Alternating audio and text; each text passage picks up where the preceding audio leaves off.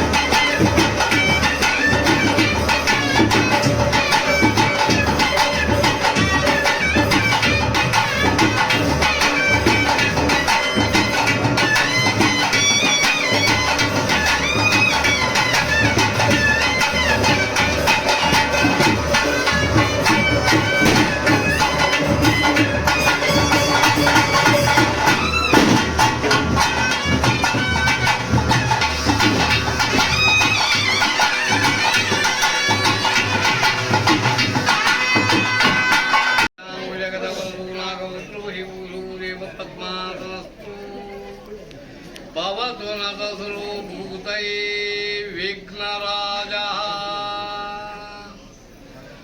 वक्रतुण्ड महाकाय सूर्यकोटिसमप्रभा निर्विघ्नं कुरु मे देव सर्वकार्येषु सर्वदा क्षिप्रप्रसादाय नमः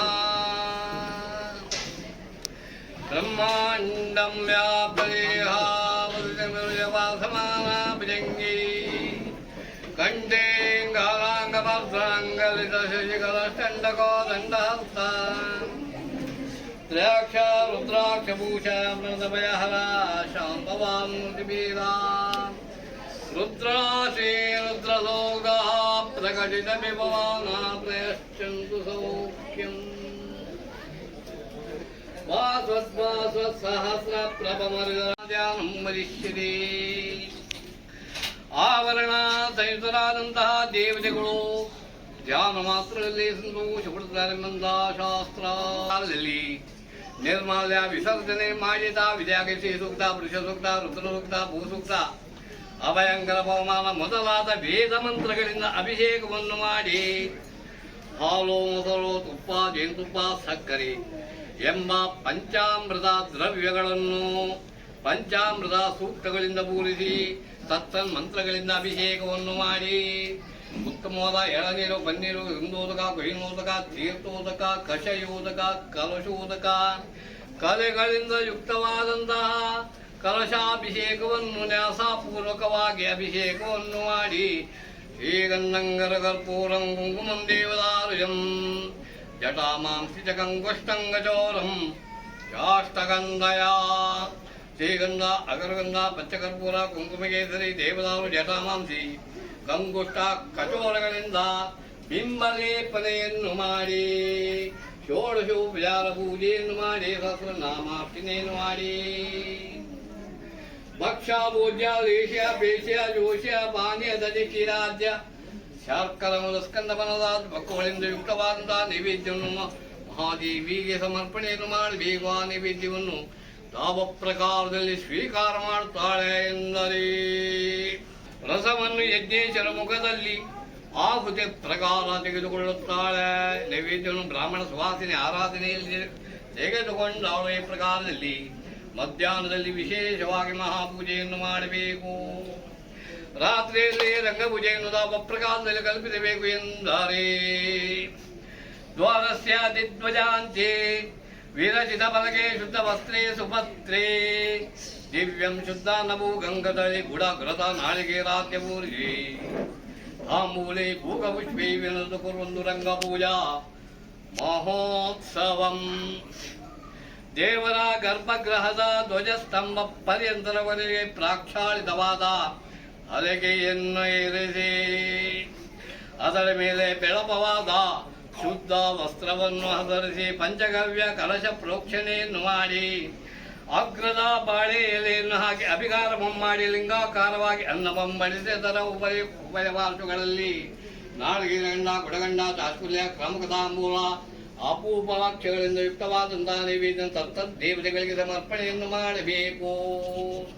ಆ ದೇವತೆಗಳು ಯಾರು ಎಂದರೆ ದುರ್ಗಾ, ವಿನಾಯಕ, ಸ್ಕಂದ, ಸಿಂಹಿ, ಕಾಳೀಚ, ಮಾತರಃ, ಮುಂಡೀಚ, ವೀರಭದ್ರಾಚ, ಕ್ಷೇತ್ರೇ ಕ್ರಮೇಣ ಪೂರ್ಣಪಾತ್ರೇಷು ಪೂಜೆ ದಶ ದಿಕ್ಪತಿ. ಈ ಪ್ರಕಾರ ಪೂಜಾ ಮಾಡಿದರೆ ಏನು ಫಲ ಪ್ರಾಪ್ತವಾದೀತು ಎಂದರೆ ಕ್ಷೀರೇಣ ಕ್ಷೀಯತೆ ಪಾಪಂ ದಧಿನ ಧನವರ್ಧನಂ ಘೃತಂ ಆಯುಷ್ಯವೃದ್ಧಿ ಸ್ಯಾತ್ ಪಶೂನಾಂ ಹಂಸಿಕಲ್ಪಿಜಂ ಸ್ವಾಧುನಾ ಸರ್ವಸಿದ್ಧಿಂ ಸ್ಯಾತ್ ಪಂಚಾಮೃತ ಫಲಂ ವೇದೋ ಪಾಪಕ್ಷಯೋ ಅಭಿಷೇಕೇನ ಸಾಮ್ರಾಜ್ಯಪೀಠ ಪೂಜನಂ ಸೌಭಾಗ್ಯಂ ಸೌಖ್ಯಂ ಗಂಧಮಾಲ್ಯ ಸತಾರ್ಪಣಾತ್ ಧೂಪಂ ದಾದಿವಾ ಪಾನಿ ಕಾಂತಿದೀಪ ಪ್ರಧಾನತಃ ಅಷ್ಟೈಶ್ವರ್ಯ ಸಿದ್ಧೀನಾಂ ಜಪೈ ವಹಿ ಕಾರಣಂ ಓಮೇನ ಸರ್ವಕಾಮ ಸಂಪ್ರತಿಂದ್ರ ಜಾಯತಿ ಧರ್ಮಾರ್ಥ ಕಾಮ ಮೋಕ್ಷಾಖ್ಯ ಚತುರ್ವರ್ಗ ಫಲಪ್ರದಾ गोग्रदेव समायुक्तं दीपं सात्विकोच्यते राजसं तिलतैलेन नारिकेलं ददामसम् ಗೋಗ್ರದಿಂದ ದೀಪಾರಾಧನೆಯನ್ನು ಮಾಡುವಂತಹದ್ದು ಸಾತ್ವಿಕ ದೀಪ ಉತ್ತಮ ದೀಪ ಅಂತ ಅನಿಸಿಕೊಳ್ಳುತ್ತದೆ. ಶಿಲಧೈರ್ಯದಲ್ಲಿ ಮಧ್ಯಮ ದೀಪ ರಾಜಸ ದೀಪ ಅಂತ ಅನಿಸಿಕೊಳ್ಳುತ್ತದೆ. ನಾಳಿಗೇರದಲ್ಲಿ ದೀಪಾರಾಧನೆ ಮಾಡುವುದರಿಂದ ತಾಮಸ ದೀಪ ಅಲ್ಮ ದೀಪ ಅಂತ ಅನಿಸಿಕೊಳ್ಳುತ್ತದೆ. ದೀಪ ಮೂಲೆ ಸ್ಥಿರೋ ಬ್ರಹ್ಮ ದೀಪ ಮಧ್ಯೆ ಜನಾರ್ದನ ದೀಪಾಗ್ರೋಶಂಕರು ದೇವಾದೇವತಾಪದಿಗೆ ಸ್ಥಿರ ದೀಪ ಮೂಲದಲ್ಲಿ ಬ್ರಹ್ಮದೇವರು, ಮಧ್ಯದಲ್ಲಿ ವಿಷ್ಣುದೇವರು, ಅಗ್ರದಲ್ಲಿ ಶಿವದೇವರು ಆವಾಸವಾಗಿರುತ್ತಾರೆ. ದೀಪಾರಾಧನೆ ಮಾಡಿದ್ದರಿಂದ ಕಂಟಕ ದೋಷಗಳು ಪರಿಹಾರ ಆಗುತ್ತದೆ ಎಂಬ ಶಾಸ್ತ್ರ. ಉತ್ತಮವಾದ ಹಾವನ್ನು ಅಭಿಷೇಕ ಮಾಡಿದರೆ ಪಾಪೋಕ್ಷಯವಾದೀತು. ಅಭಿಷೇಕ ಮಾಡಿದರೆ ಧನ ಪ್ರಾಪ್ತಿಯಾಗುತ್ತದೆ. ನೈವೇದ್ಯವನ್ನು ಸಮರ್ಪಣೆ ಮಾಡಿದ್ದರಿಂದ ಮಹಾಭೋಗ ಪ್ರಾಪ್ತವಾದೀತು. ನಮಸ್ಕಾರ ಮಾಡಿದ್ದರಿಂದ ಧರ್ಮಾರ್ಥ ಕಾಮ ಮೋಕ್ಷಗಳು ಸಿದ್ಧಿಯಾಗುತ್ತದೆ ಎಂಬ ಶಾಸ್ತ್ರ. ಇವತ್ತಿನ ದಿವಸದಲ್ಲಿ ಶ್ರೀದೇವಿಯ ಸನ್ನಿಧಾನದಲ್ಲಿ ಮಾಡಿದ ಮಹಾರಂಗ ಪೂಜೆಯನ್ನು ಮಹಾದೇವಿಯ ಸನ್ನಿಧಾನಕ್ಕೆ ಸಂತೋಷದಿಂದ ಸ್ವೀಕಾರ ಮಾಡಿಕೊಂಡು ಮಾಡಿದಂತಹ ಅರ್ಚಕರಿಗೆ, ತಂತ್ರಿಗಳಿಗೆ, ಧರ್ಮದರ್ಶಿಗಳಿಗೆ, ಯಜಮಾನರಿಗೆ, ನೋಡಿದವರಿಗೆ ಎಲ್ಲರಿಗೂ ಮಹಾದೇವಿಯು ಕ್ಷೇಮ ಆಯುಷ್ಯ ಆರೋಗ್ಯವನ್ನು ಕೊಟ್ಟು ಅನುಗ್ರಹ ಮಾಡಬೇಕು ಮುದಾಗಿ ಸರ್ವರು ಕೈಯಲ್ಲಿದ್ದ ಪುಷ್ಪಾಂಜಲಿಯನ್ನು ದೇವಿಯ ಪಾದಾರವಿಂದಕ್ಕೆ ಅರ್ಪಿಸಿ ನಮಸ್ಕರಿಸಿಕೊಳ್ಳಬೇಕು. ಜಯ ಸಿದ್ದೇಶ್ವರಿ ಜಯ ಜ್ಞಾನಗಮ್ಯೆ ಜಿತೇಂದ್ರಿಯೇ ಜಯ ಬಾಲೇಂದು ತಿಲಕೆ ತ್ರ್ಯಂಬಕೆ ಜಯವೃದ್ಧಿದೆ.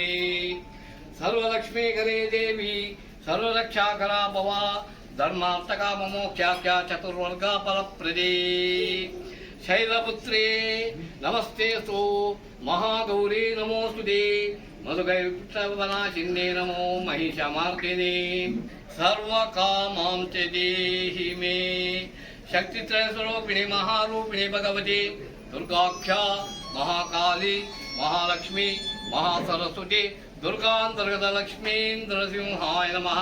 ಪ್ರಾರ್ಥನಾ ಸಮರ್ಪಯಾಮಿ. ಗೋವಿಂದಾನಿ ಗೋವಿಂದ ಗೋವಿಂದ.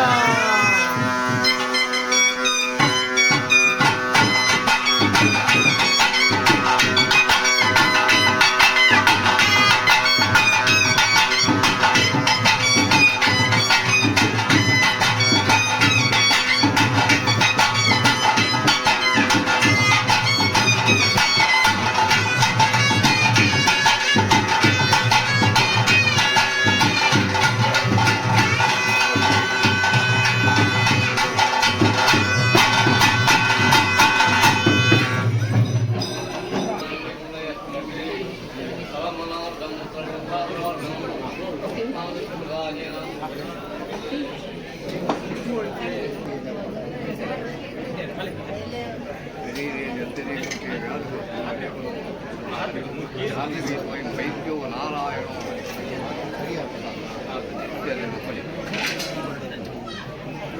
ಸರ್ವಮಂಗಲಮಾಂಗಲ್ಯೆ ಶಿವೆ ಸರ್ವಾರ್ಥಸಾಧಿಕೆ ಹಿರಣ್ಯ ಗಂಬಗೆ ದೇವಿ ಮಹಾದೇವಿ.